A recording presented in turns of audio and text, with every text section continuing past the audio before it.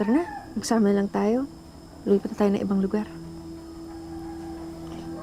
Paano? Wala naman tayong pera. E di kunin na lang natin yung perang nakolekta mo sa paluwagan.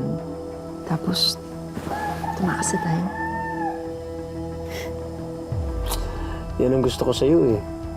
Basta pagdating talaga sa pera, iba ka dumiskarte. So, pwede.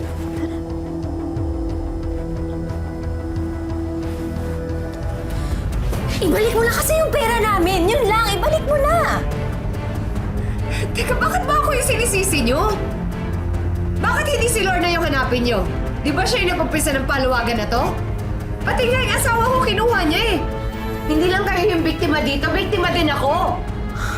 Eh baka aling motor na hinulugan? Pati ba naman ikaw, Sarah, aalis din? Saan naman ako pupunta?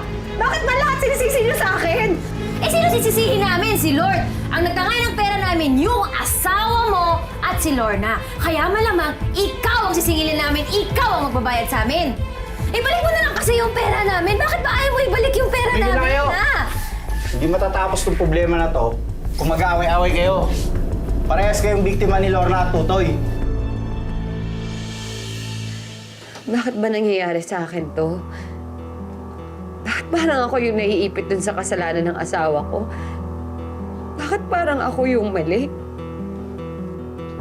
Sarah, hindi ikaw ang may utang kay Lindsay at kay Cecil.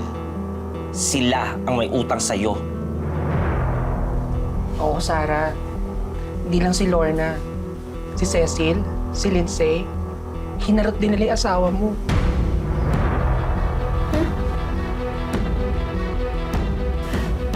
Kapal na mukha nilang sumugod-sugod dito.